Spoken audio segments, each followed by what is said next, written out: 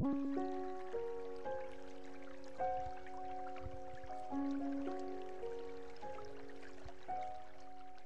and gentlemen, fans and audience of the Saudi Dur channel, welcome back to the health show. This is Dr. Anas Al-Khani. Today our episode will be about diabetic patients in Ramadan. As we all know, diabetic patients, there is a large portion of the population who has with patients who has diabetes, especially type 2, as we all know, or the non-insulin dependent diabetes, which we will come along with our guest today. And that's why we came along with this topic, because we think that it's of a great importance. We need to know how diabetic patients deal with their nutrition, with their health, with everything concerning their medical condition during fasting and during Ramadan. And here with me in the studio, I would like to welcome Dr.Abdulraouf Al-Mahfouz. Dr.Abdulraouf Al-Mahfouz is consultant endocrinologist, and he's a fellow of the American College of Endocrinology and fellow of the American College of Physicians. Dr. Abdulraouf, I would like to welcome you with us in the studio here. It's an honor and a pleasure to have you here with us. Welcome. Thank you very much. It's a pleasure for me to be here. Before we start, Dr. Abdulraouf, we will see a public awareness report. We came along some random people in the hospitals and in universities here. We will see this public awareness report, and we will be right back to discuss diabetes.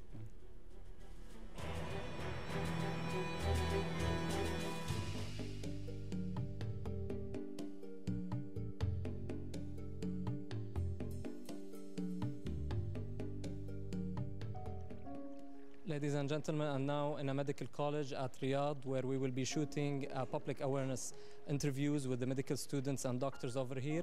Our theme today is about diabetic patients. First, we'll start with Dr. Fathiya. Dr. Fathiya, can you please tell us briefly about diabetic patients, if they can fast in Ramadan or not, and what are the complications they might face during fasting?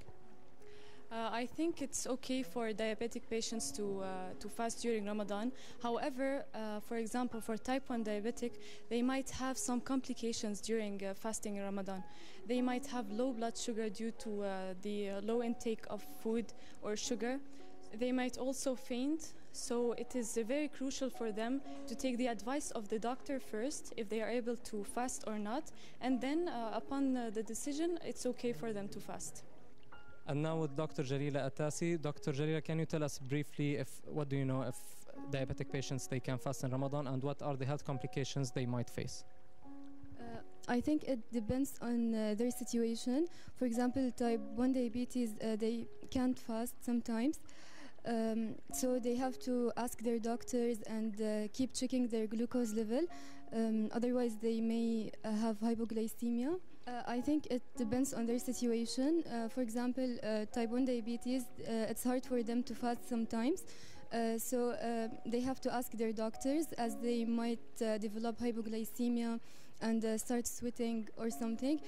So they have to check their blood glucose continuously. And keep asking their doctors. And now with Dr. Leen Tulaimat. Dr. Leen, can you tell us briefly what do you know if diabetics can fast in Ramadan, and if they do, what are the complications they might face during fasting? Well, it depends whether their diabetes is stable or not. I think that for type 1, they should not fast because usually it's more severe. For type 2, sometimes they can fast, but basically we should always monitor their sugar blood levels, and depending on that we can tell them whether they can fast or not. And now with Dr. Dana Qalaji. Dr. Dana, can you tell us do you know if diabetics can fast in Ramadan, and if they do, what are the complications they might face and they should be concerned about? Since diabetic people, they have a problem in their insulin and glucose metabolism. So yes, they can fast, but that might have a problem for them. Since they can take insulin, they can take insulin during fasting, so that will affect their glucose. They will have a high amount of glucose in their blood, hyperglycemia. So that, and a lot of glucose in your blood may affect your health. That will be bad. hypoglycemia. And this was our report from a medical college at Riyadh about diabetic patients and if they can fast in Ramadan or not. We'll get back to the studio. Stay tuned with us.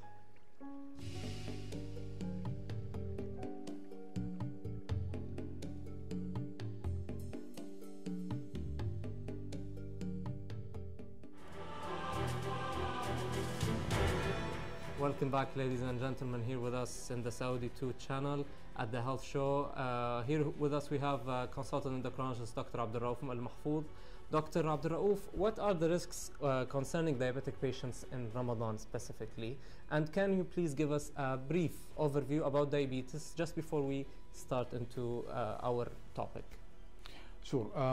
No doubt Ramadan offers an opportunity for some people to control their blood sugar if they do follow the Islamic fasting, the correct way to fast. But it also is a challenging month for people with diabetes. There are quite a number of risks for people with diabetes depending on the complexity of their disease and the stage of their disease. These risks include hypoglycemia, that's low blood sugar, and the other risk is hyperglycemia, high blood sugar, and if these are not taken care of, it could lead to a condition we call diabetic ketoacidosis, or accumulation of acids in the blood and ultimately coma. Or if it is low blood sugar and if it's not looked after, this could lead to seizures and coma. So a number of risks there for the diabetic patients, and of course it depends on their complexity of their disease and the stage and the medication they take, and that will obviously dictate what sort of risk any patient will have. I see. Dr. Abdulraouf, can you tell us, usually from your experience, who are the patients who have high risk of developing complications, diabetic patients, and who are at low risk, and usually they can go along with fasting? Very good. Very important questions, because this is how we go along and advise patients. There are some patients who are at extremely low risk of these complications that we talked about, which is hypoglycemia, low blood sugar, or hyperglycemia, high blood sugar.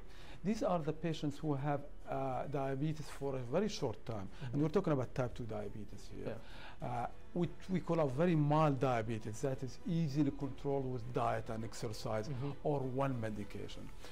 These patients are at extremely low risk of these complications, and usually fasting does not pose any problem for them. However, there are, in the other spectrum, the other end, there are patients who are on extremely high risk of complications, especially hypoglycemia. These patients generally are on a complex medications, especially medications that produce hypoglycemia, low blood sugar, such as insulin. This is one of the most common cause of hypoglycemia, followed by some medication that is taken usually by mouth that belongs to the group that we call sulfonylurea. Patients may recognize those brand names like Donil, Diatab, Diamicro, Novonorm. So these patients who are on those medications are at higher risk. But there are also other factors that influence that risk. Patients who are elderly, for example, patients who have renal failure, where their kidney function is not normal and it is impaired. Patients who cannot sense their blood sugar when it goes low. They lose that sense after a while. Patients who also have other illnesses such as heart disease, their arteries are blocked and it's not well controlled, or arteries to the brain. These are a very high risk population that they are at higher risk of low blood sugar, as well as a complication of low blood sugar, that they could get into trouble with their heart or with their brain and so on. So can we say, Dr. Abdulraouf, can we say that patients with insulin dependence or diabetic patients who are insulin dependent usually are not good candidates for fasting in Ramadan? Well, this is a very tough question, because I would say most patients on insulin, even if you tell them not to fast, they will fast. Remember, this is a very important Islamic function for the Muslim to perform, and most people will not miss it even if it is dangerous for them. There are certain categories that we tell them you should not fast, but most of them do.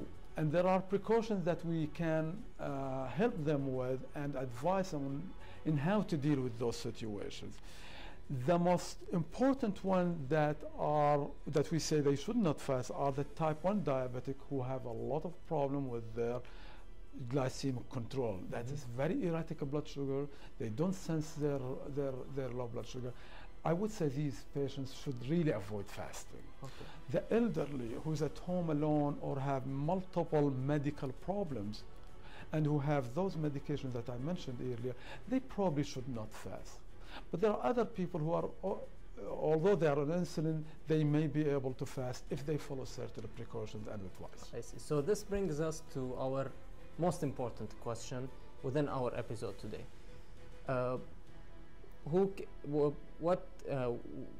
Can diabetic patients fast in Ramadan, and who are the candidates, or according to your clinical experience, who can ultimately not fast in Ramadan or ultimately fast? What is the, let's say, I do know, probably you will tell me there is no a cutoff line. Yeah. It depends on the clinical judgment. That's correct. But however, if we would say, let's put a cutoff line to the audience and to the public in order to make it clear on some patients or some situations that are clearly not able to fast, or they're completely fast and safe and fine with fasting.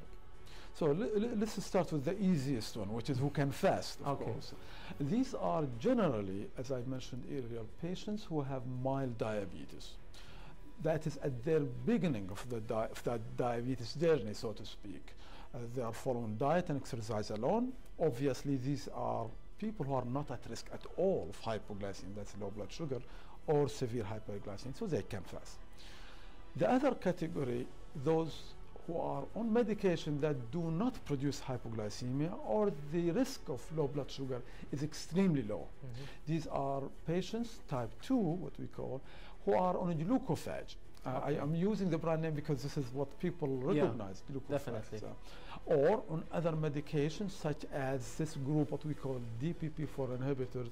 And let me also quote the brand names such as Januvia, such as Galvus, such as Onglyza. These are categories that usually do not produce much of hypoglycemia, if any at all. Similarly, injectable medicine of that group we call GLP-1 agonists such as Victoza, Byetta, Bydureon. These medications, generally they do not produce hypoglycemia. There are two other groups. One of them, I think most people recognize, Actos, and another one is acarbose. These group of medication do not produce hypoglycemia, and therefore those patients who are on those groups, or a combination of them, should be able to fast without any problem, unless there are other conditions that affects them. Let's say they are on dialysis, they are kidney so they failure, have other comorbidities. Then that's obviously a big issue. Or they have to take medication multiple times daily for other reasons, let's say seizure or whatever. I see. Okay, now we come to the other end of the table, where definitely I would say those patients should not fast. I would say that type 1 diabetic who have major problems in controlling their blood sugar with erratic blood sugar, that is, their blood sugar is up and down, hypoglycemia, low blood sugar on a daily basis, and they just cannot predict it. Those patients who cannot recognize their blood sugar is low until it's too late, almost ready to go unconscious. Those definitely not. I see. Those patients who are old, who have multiple comorbidities, also on those medications that can produce hypoglycemia and other comorbidities, I believe they should not fast as well, because they are at a higher risk, not just hypoglycemia, but of the other illnesses they have. So those patients who have unstable coronary artery disease, if they develop severe hypoglycemia, they can have a heart attack, for example. So it's not just the low blood sugar that's bad, but what it causes as well. If they are alone and they become unconscious and nobody's around, they may not wake up. I see. So those patients, definitely not. So there is other patients in the middle. And these you have to basically address each one individually and see whether you can work with them so that they can reduce these risks. I see. So probably about these patients will come along with them in our discussion, during our discussion. But just to summarize what you said, Dr. Abdulraouf, is that patients who are with extreme hypoglycemias due to their medications, these are not candidates for fasting, definitely, and elderly, including elderly, and patients who are usually not suffering of hypoglycemic attacks, regardless of their hyperglycemia, usually they're fine fasting, or as you said earlier, probably sometimes it's more healthy for them to fast. Okay, that's pretty clear, makes it, that's a very important question probably we came along. We will go to this nutritional report about diabetic patients and how can they adapt themselves in Ramadan, and then we'll come back to discuss the lifestyle changes that you will recommend, Dr. Mahfouz, about for diabetic patients in Ramadan. We'll go to this report and we'll be right back. Stay tuned with us.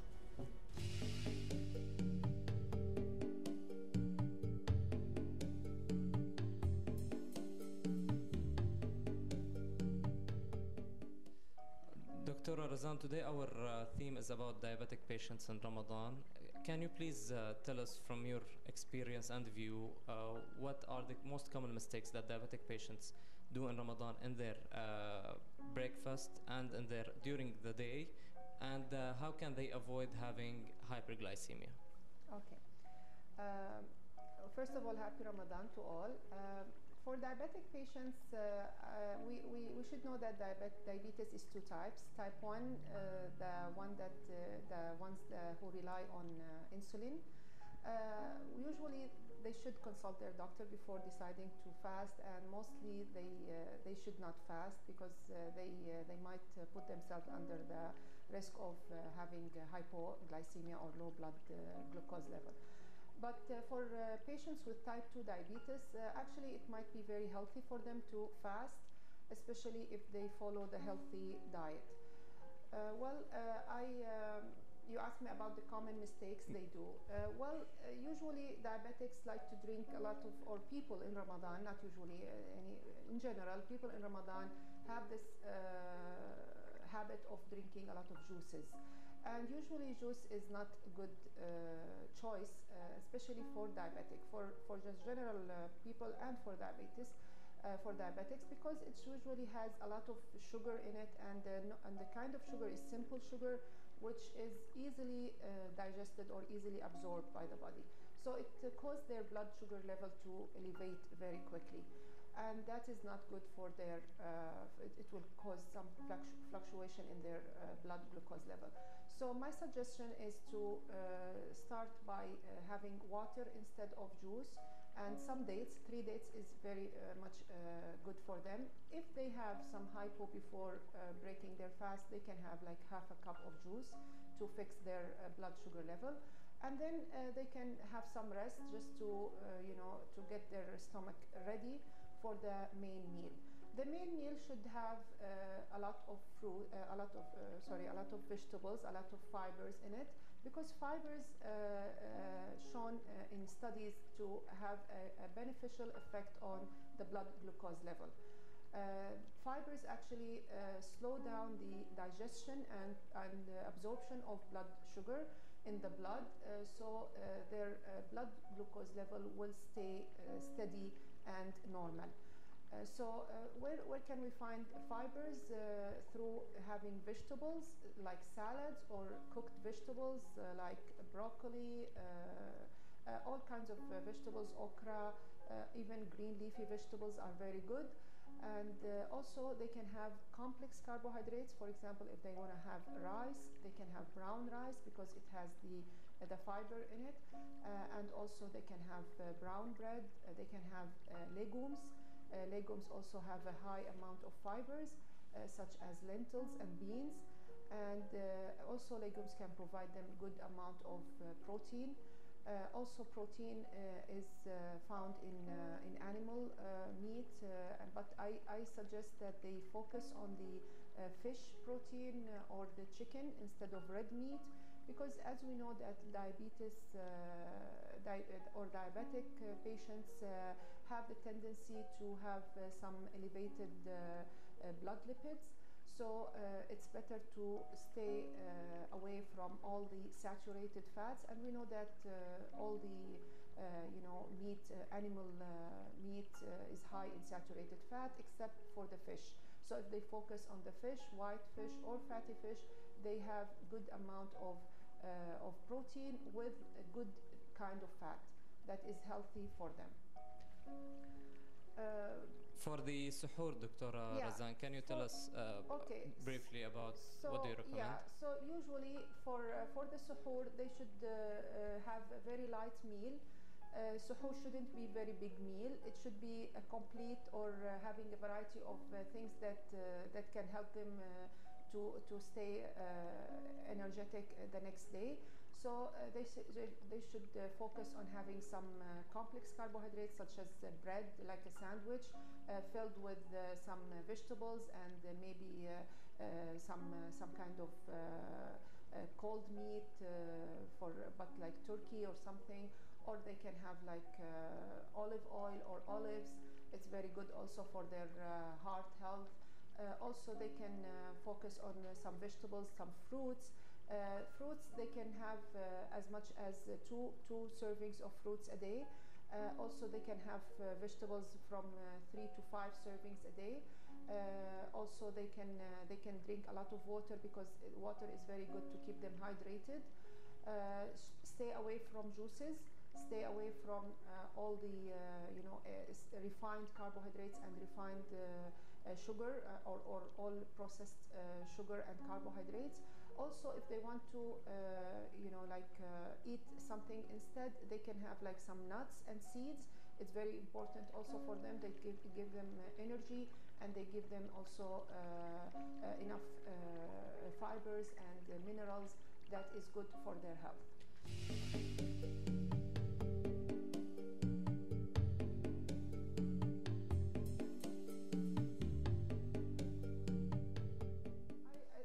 That they stay away from juice. They eat the fruit itself. It's better for them. They drink water instead of juice. It's very good. Also, stay away from all the food that is easily digested and easily absorbed, like the processed food. All the ready-made food and the processed food is not good for them. Focus on the fibers, high intake of fibers, and focus on a low-fat diet, or be smart in choosing the type of fat they eat.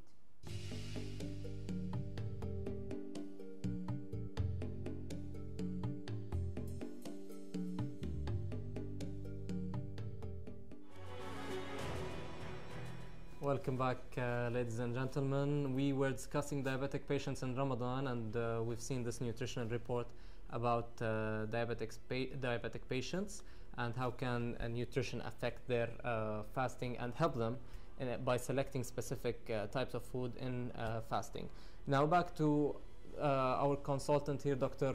Abdulraouf Al-Mahfouz. Doctor, before the report we said we need to discuss, we made it clear about patients who are candidates versus non-candidates, and also we said that there is a group in the middle which usually they need clinical judgment, or they are in the middle, they are prone to be fasting, but they need some lifestyle changes. Can you give us the lifestyle changes usually you recommend to these patients based on your experience, and how these changes usually affect their fasting and help them in achieving fasting during Ramadan? There's no doubt that fasting in Ramadan also poses a big challenge for a couple of reasons. Number one is that in general, our nutrition in Ramadan is, put it this way, not very healthy. It is full of carbohydrate, refined carbohydrate, full of sweet stuff, and full of oily stuff. We all like it, of course, but this is generally not very healthy for the diabetic.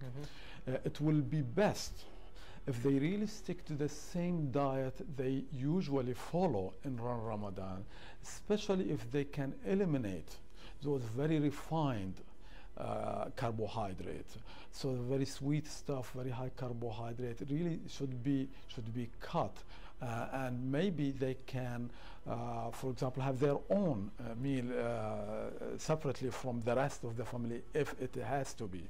Otherwise, it will be very tough to follow.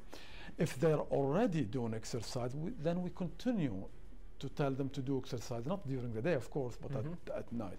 However, I will not recommend them to start a new exercise in Ramadan, because that may affect, again, their balance of their medication and their glucose levels. In general, it should not be a huge meal at the beginning, although we all feel like just jumping into the meal and eat whatever in front of us. But I think they should eat something light at the beginning and maybe go for a pray and then come back and continue with their meal later on. And again, I would recommend something not very highly concentrated sweet at the beginning, because these are really play havoc with your blood sugar. I see. Yeah. So we can say that the lifestyle modifications, other than nutrition and selecting the correct meal and the amount, as we heard previously in the report, the physical activity. You do still recommend physical activity after fasting, after breaking, the fast, and probably at night. That will help them control the blood sugar. This brings us to the next question, Dr. Abdulraouf. How can they manage their medications? I mean, you know more than I do that patients usually, some of them, they wake up and just right after their meal they should take the glucophage, or some of them they might take it just at the morning or at specific timings. When we fast, as you know, we have specific times of the day when we can't have anything. How can they accommodate? Yeah. That's a very good question, and this again may pose a little bit difficulty for some patients. In general, depending on the number of medication and the frequency of it, the recommendation is different. So let's assume somebody is on one medication, one dose a day. Then that should be very simple. Take the dose that you take in the morning, either before iftar, before you break your fasting, or immediately after, depending on the type of medication. If you take two medication twice a day, then the one that you take in the morning, you take it with a break in the fast, and the one you take with your dinner, you take it with your sahur. If you take a medication 3 times a day, then you may or may not need to take it 3 times during Ramadan, depending on whether you're going to take 3 meals in Ramadan or 2 meals. Most people actually take 2 meals, which is iftar and sahur. They will not take something in the middle. But some people do, and if they do, then the one they take at lunch, they take it with the middle meal. Otherwise, if they don't have 3 meals in Ramadan, just 2 meals, then they take the 2. I see. That is in general the distribution. What about the dosing? Do we usually change the doses according to your experience? In general, the medications that do not produce low blood sugar or very low frequency of low blood sugar, in general, they do not need to decrease those medications, because some of them is only once a day. Let's take the group that we call DPP-4 inhibitors, such as Januvia, Valga, Sonelisa. It's only 1 tablet a day.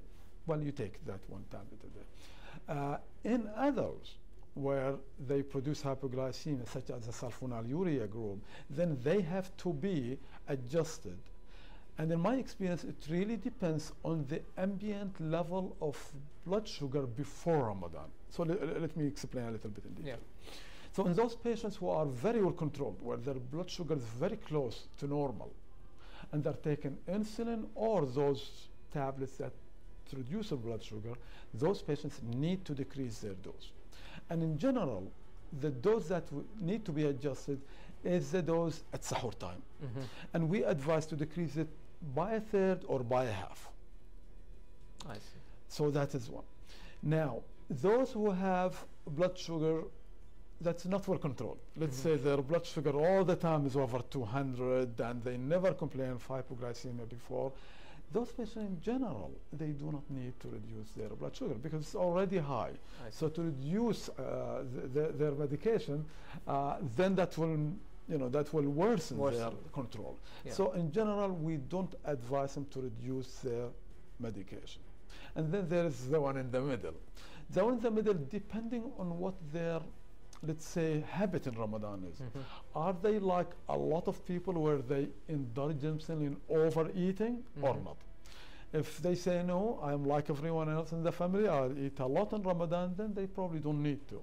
But if they say no, I will be a good guy, a good girl, and follow my diet and everything, then we have to reduce their medication. I see.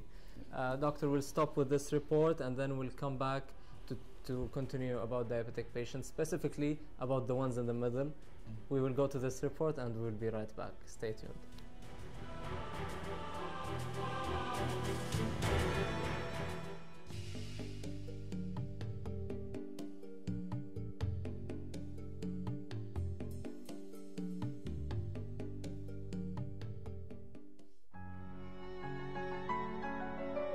Diabetes is one of the most common diseases in the Gulf and the world, as the number of people with diabetes grows worldwide.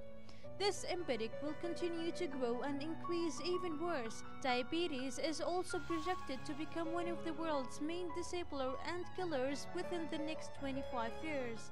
Diabetes is a metabolic disease characterized by high sugar levels. It is common in the world, especially in the Gulf countries. We diagnose diabetes when the fasting blood sugar exceeds 120 milligrams per deciliter and when the postprandial or random blood sugar exceeds 200 milligrams per deciliter. When a person has diabetes, fasting during the holy month of Ramadan will be an important spiritual practice.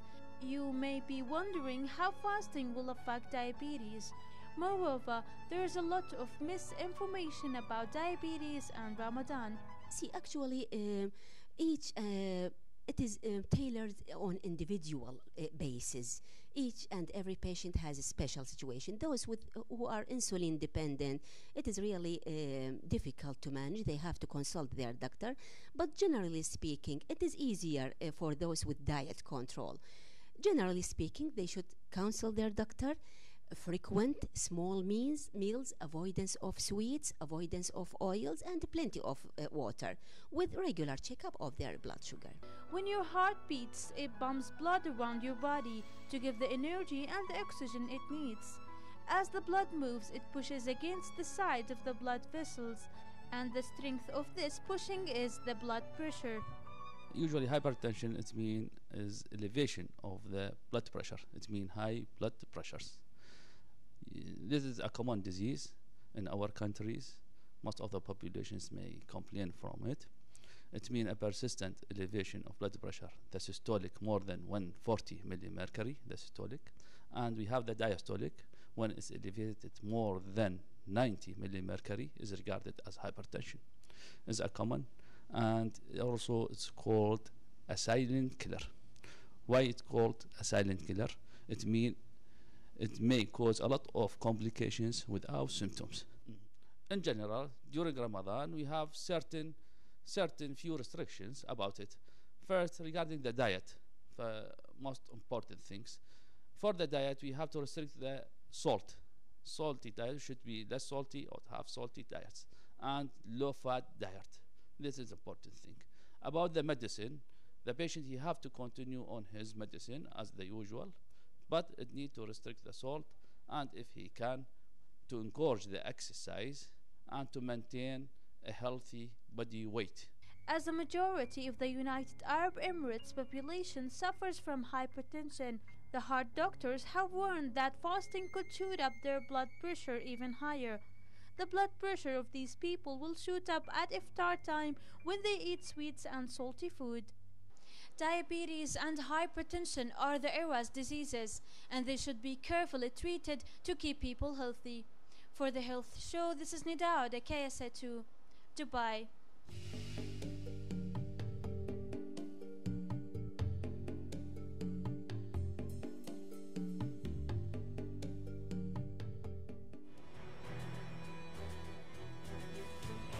Welcome back, ladies and gentlemen. We're back here in the studio with our guest, Dr.Abdulraouf Al-Mahfouz. We were discussing diabetic patients in Ramadan, and we talked about many things. Now we reached one of the most important questions we were asking. We said since the beginning of the episode that there are some patients who lie in the middle. My question to you, Dr. Abdulraouf, from your experience, do they need clinical, let's say, appointments or recommendations before they start fasting? And how do you guide them? In general, everybody should see their physician before Ramadan. 3 months, 2 months, someone, whenever their appointment is, to really plan this month and their diabetes in that month. This is the most important thing, because after all, it is your physician who know you better than anyone else. And in fact, his advice is better than any general advice I give or anyone give or a book can give, because that physician will give you. Definitely. And what general advice we tell also, other than just seeing a physician, is during Ramadan, especially during the first few days, it is important to measure your blood sugar the first, second, and third day many times during the day to make sure whatever changes you made or not made, they are working for you. So if you wake up in the morning at 9 o'clock, that's the time when you want to check. And the reason we say that is that would give you an idea whether you can continue the day or not. So if your blood sugar is, let's say, 150 to 100, well, the likelihood is you're going to be able to last the day. Yeah, definitely. But if your blood sugar is 80, 75, 90, no, you have another 9 hours to go. You might as well just break the fast, and then the second day adjust your medication downwards. I see. The other thing is, we always, as I say, advise our patients really to stick to a regimen that worked for them in the past.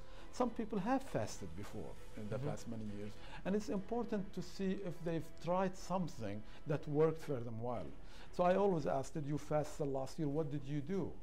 If they did something that worked for them, then I say, please follow that. I see. So probably, as from what we see now, from what have you said, doctor, visiting the doctor before Ramadan is almost a must, as you said, and monitoring blood sugar also during the day, especially the first few days, or even though if they previously adjusted their dose, is important, isn't it? Absolutely. And so doctor, can you tell us from your clinical experience what they usually patients complain of, I mean diabetic patients, during Ramadan, if we can correlate somehow? This middle group, do they come usually in the first week or few days complaining of increased symptoms, or as we said, hypoglycemic symptoms? Is there specific criteria, or is it just randomly distributed depending on their habits? Yeah. I did a small survey about 10 years ago on diabetic patients, and it was amazing that all of them, there were about 50 of them, I remember, they were type 1 and type 2. Some people actually reduced their doses, some did not. All of them, their blood sugar went up. And I think that reflects basically the fact that most people overeat actually in Ramadan. There are very few who do not overeat in Ramadan. So although the studies that were conducted shows there was an increase in the risk of low blood sugar by about 4 or 5 times, in our community it is not the case. It's actually more of high blood sugar rather than low blood sugar, because of our customs here. People visit each other, and when you visit each other, you offer them food, and they cannot say no, so they do eat. So it is more of high blood sugar rather than low blood sugar. And in general, not many people came with very bad complication like what we call diabetic ketoacidosis or coma because of high blood sugar. That rarely happens. But it is, of course, a possibility for those people who overeat and decrease their medication. And if they get sick, of course, that will aggravate that will aggravate that sort of. I see. We'll stop with this report, and we will come back to the studio to discuss what are the alarming symptoms and when should the diabetic patients definitely go visit his physician back or go to the emergency. Stay tuned with us, and we'll be right back.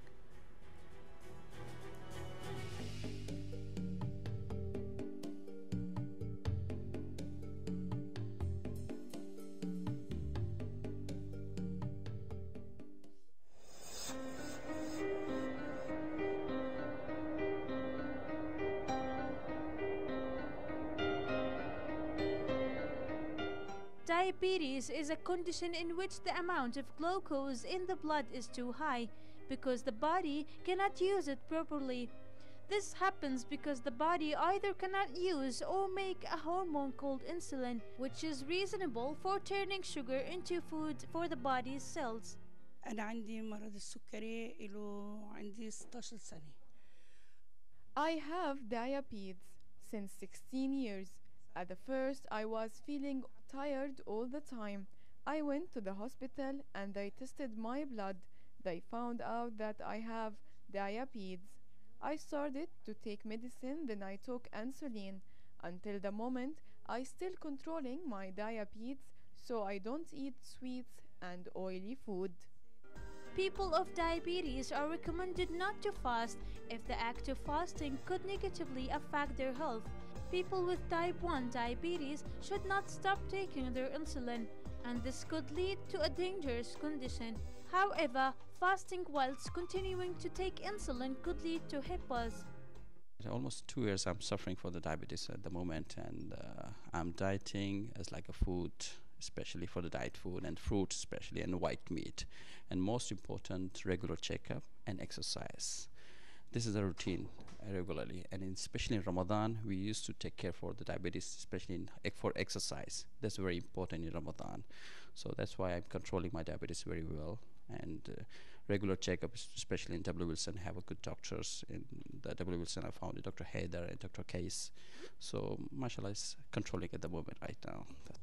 There are 4 steps to help people with diabetes understand, monitor and manage their disease. To help them stay healthy, the first and the most important step is learning about diabetes, knowing the diabetes ABCs, learning how to live with it, and getting routine care to stay healthy all the time. I'm suffering from diabetes since 6 years, okay? But in Ramadan, I have to take care of the diet first, and I have to just control my sweets, and I have to start doing exercises, and it is accordingly I have to take the medicines and stop worrying also. That's High blood pressure, which called hypertension, can lead to and make worse many complications of diabetes, including diabetic eye disease and kidney disease. Most people with diabetes develop hypertension during their life. Life is not over because you have diabetes, and you can live healthy and a full life with it, but you'll need to pay attention to your diet and lifestyle. For the Health Show, this is Nida Oda, KSA to Dubai.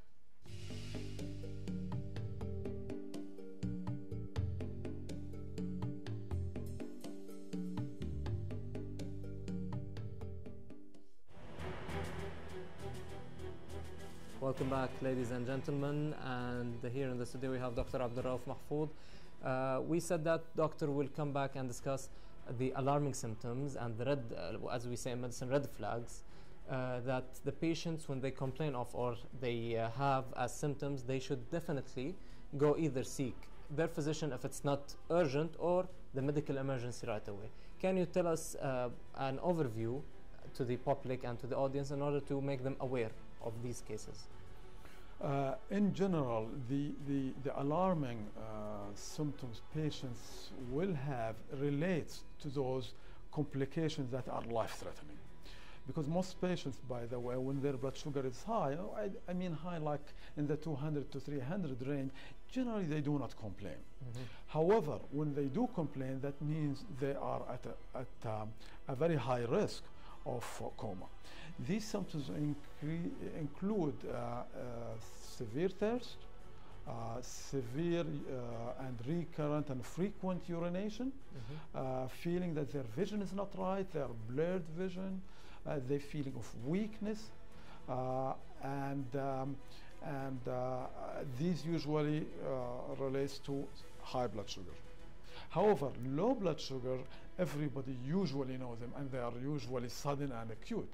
These include a sense of like palpitation, their heart racing, sweaty, feeling that they are going to basically lose their consciousness, blackout essentially, or if they do not feel those symptoms, they may feel a bit dizzy, they may feel a bit confused, they're a bit weak. These are alarming symptoms if they have those ones rather than the beginning. That means they have lost that sense, that what I call the bell, that warn them that something is coming. They should really go and visit their physician. The first group where they have severely high blood sugar, where they're really drinking a lot, they feel they have to drink a lot, and they're going to the toilet a lot, they have to go to the hospital. That means their blood sugar must be very high. Usually they'll have machines, what you call meters to measure it, and that will probably confirm their suspicion. Is there a cutoff point, doctor, just to give the values to the public? Is there a cutoff point at the of blood sugar where they should definitely go seek medical attention, whether if we're talking about hyperglycemia or hypoglycemia? Yeah. In general, hypoglycemia is basically they can treat it themselves if it is just one time, they recognize it, and they can prevent it. However, if they reach the stage where they don't recognize it or somebody has to help them, that means they have to go to a physician or stop fasting that month. In terms of high blood sugar, in general, the higher, the more likely they should go and visit the physician. And again, it depends when they measure it. Let's say they measure their blood sugar immediately after breaking the fast, where they had a lot of dates, etc. Well, that's not the right time to measure it, because it's going to be very high, 400, 500. Do they go to see a doctor? And they will panic right away. No. So really, it is when they have eaten long ago, or just before they ate. If it is really high, we're talking about over 300, 400, and they haven't eaten for a while.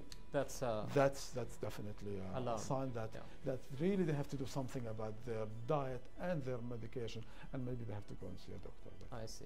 So now this brings me to just a follow-up question regarding the measuring. So probably we said, as we said at the beginning of the episode, is that measuring at the morning is the best probably time to measure. When you wake up in Ramadan, just when you want to go up to work, or probably around 9 to 12, this is the best time to measure the blood sugar level, isn't it, doctor?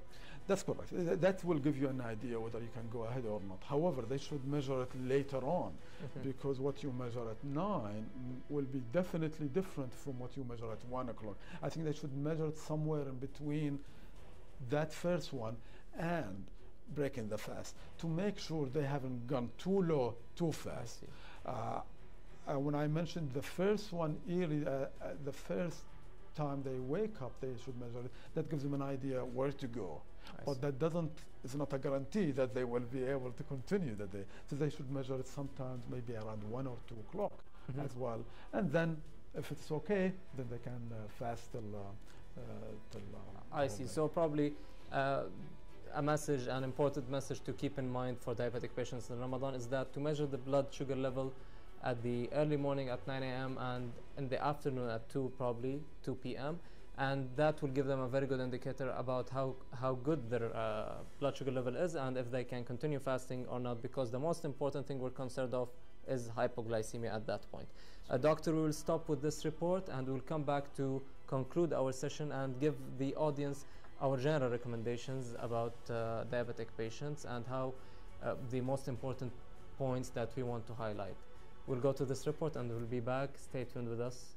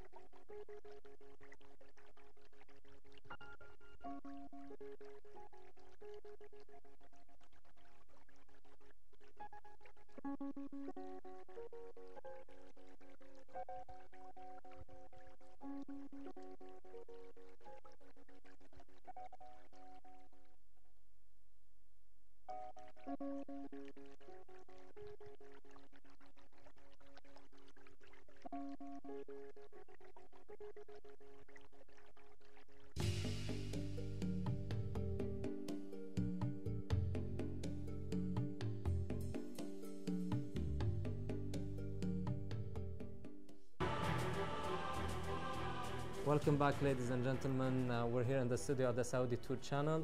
Our episode, as we started at the beginning, is about diabetic patients in Ramadan and how they should deal with their medical issue in Ramadan. Here with me in the studio, Dr. Abdulraouf. Dr. Abdulraouf Mahfouz, can you give us can you highlight for us? We came along several points in the discussion, and we need to come with a conclusion to the public and to the audience in order to make them aware about the most important point that you want to highlight for them, please. Can you highlight for us in 5 minutes the conclusion of this episode and the message we want to deliver to the audience hearing us now? Sure, absolutely. I think it's very important to plan your month. This just doesn't happen, shouldn't happen just, oh, here is Ramadan, I don't know what to do. It should be a plan, so you should visit your doctor, number one. 3 months, 4 months, whatever. 2, try to control your blood sugar well before, so that you have a regimen that works for you, rather than struggle at the end to try to control your blood sugar just a week or 2. It just doesn't work that way. It's important to get the blood sugar under control with the least incidence of low blood sugar. 3, try to maintain more or less the same diet that you follow. Ramadan diet, unfortunately, in our community is pretty rich in sweets. So it's important to really stick to a nice unrefined carbohydrates. I see. 3, make sure that you measure your blood sugar frequently in the first few days to tell you where you are. 4, if there is any changes in your medication, it is important that they are be discussed initially with your physician so that they can give you the best advice. And importantly, if the physician say it is not very good idea for you to fast, maybe then it is not, because it really is, God told us that we don't have to fast if it's going to harm us. So it is extremely important that we look after ourselves as well in that. And so if you're at a very high risk of developing complication, then you should probably not fast. I think that's the whole thing that we discussed. And from this is the take-home message that Dr. Abdulraouf Mahfouz gave to our audience, specifically diabetic patients in Ramadan. I would like to thank you, Dr. Abdulraouf Mahfouz, consultant of endocrinology, for being here with us. It was an honor and pleasure having you here, and I would like to wish you and the family a happy Ramadan. Thank you very much. Thank you very much, and pleasure to be here with you. Happy Ramadan to you and to the audience. Thank you. From here, ladies and gentlemen, I would like to thank you, all of you, for being with us today. I would like to wish you and your family a happy Ramadan. I'm Dr. Khani, and this was The Health Show. Don't forget to subscribe to our YouTube channel and Facebook fan page. Thank you very much, and Assalamu alaikum wa rahmatullahi wa barakatuh. See you next week.